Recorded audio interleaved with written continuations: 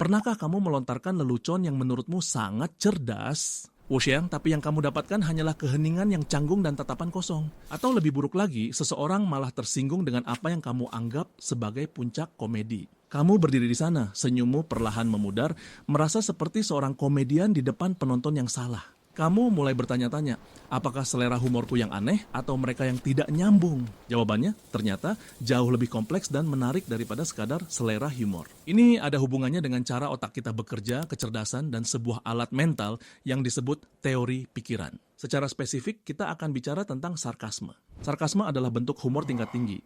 Ini seperti angkat beban, tapi untuk otak. Ketika seseorang bersikap sarkastis, mereka mengatakan kebalikan dari apa yang sebenarnya mereka maksudkan. Misalnya, kamu melihat temanmu menumpahkan kopi ke seluruh kemeja putihnya. Kamu mungkin berkata, wah, cara yang bagus untuk memulai hari, ya. Otak pendengar harus melakukan beberapa langkah mental dalam hitungan detik. Langkah pertama, mendeteksi ketidaksesuaian. Otak berpikir, tunggu dulu, menumpahkan kopi itu tidak bagus, tapi dia bilang itu bagus. Ada yang tidak beres. Langkah kedua, menolak makna harfiah. Otak secara sadar atau tidak sadar memutuskan bahwa kamu tidak mungkin serius. Langkah ketiga, mencari makna tersembunyi. Disinilah teori pikiran berperan. Kemampuan untuk memahami bahwa orang lain memiliki niat, keyakinan, dan perasaan yang berbeda. Otak bertanya, jika dia tidak bermaksud memuji, apa niatnya yang sebenarnya? Dia sedang mencoba menjadi lucu dan menunjukkan empati dengan cara yang ironis. Seluruh proses ini terjadi dalam sekejap dan ini membutuhkan sumber daya kognitif yang signifikan. Penelitian menunjukkan bahwa bagian otak yang terlibat dalam pemrosesan sarkasme adalah korteks prefrontal. Bagian ini adalah CEO otak kita. Ia bertanggung jawab atas pemikiran abstrak, pengambilan keputusan, dan pemahaman konteks sosial. Jadi apa hubungannya dengan IQ? Meskipun tidak selalu berhubungan langsung, kemampuan kognitif yang diukur dalam tes IQ seringkali tumpang tindih dengan keterampilan yang dibutuhkan untuk memahami sarkasme. Seperti pemikiran abstrak, yaitu kemampuan untuk memahami konsep yang tidak ada secara fisik. Sarkasme adalah abstrak, maknanya tidak terletak pada kata-kata itu sendiri, tetapi pada ruang di antara kata, nada, dan konteks. Orang dengan fleksibilitas kognitif yang lebih tinggi cenderung lebih mudah beralih dari makna harfiah ke makna ironis. Sebaliknya, orang yang lebih kaku atau berpikir secara literal mungkin kesulitan melakukan lompatan mental ini. Mereka mendengar cara yang bagus dan otak mereka hanya memproses itu. Titik. Tidak ada analisis lebih lanjut. Inilah sebabnya mengapa sarkasme bisa sangat sulit bagi anak-anak kecil yang teori pikirannya masih berkembang. Atau bagi orang-orang dari budaya yang berbeda, di mana isyarat sosial untuk sarkasme mungkin tidak sama. Jadi ketika lelucon sarkastismu gagal, itu tidak selalu berarti penontonmu kurang pintar. Mungkin saja gaya pemrosesan kognitif mereka berbeda. Mereka mungkin lebih fokus pada detail konkret daripada makna tersembunyi. Mari kita lihat contoh lain. Di tempat kerja, bosmu memberimu tumpukan pekerjaan tepat sebelum jam pulang. Dia berkata, tenang saja, ini tidak akan lama kok.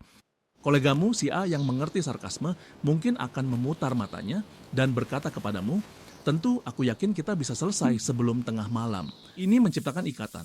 Kalian berdua sama-sama memahami absurditas situasi tersebut. Tapi kolega B yang lebih literal mungkin mendengarnya dan berpikir, lembur sampai tengah malam, aku harus menelepon keluargaku. Sarkasme yang sama, satu menciptakan koneksi, yang lain menciptakan kepanikan. Kuncinya ada pada kemampuan membaca niat yang tidak diucapkan. Oke, jadi kita tahu mengapa ini terjadi. Sekarang, apa yang bisa kita lakukan? Ini bukan tentang memperbaiki orang lain atau dirimu sendiri. Ini tentang menjadi komunikator yang lebih cerdas. Langkah pertama, kalibrasi audiensmu. Sebelum melontarkan lelucon sarkastis, baca ruangan. Apakah ini lingkungan formal? Apakah kamu mengenal orang-orang ini dengan baik? Sarkasme dengan orang asing atau atasan bisa menjadi ladang ranjau. Jika ragu, gunakan humor yang lebih lugas. Langkah kedua, gunakan sinyal nonverbal. Nada suaramu, senyum tipis, atau kedipan mata adalah font sarkasme tidak resmi. Ini membantu orang lain memecahkan kodemu. Inilah mengapa sarkasme dalam teks sangat sulit.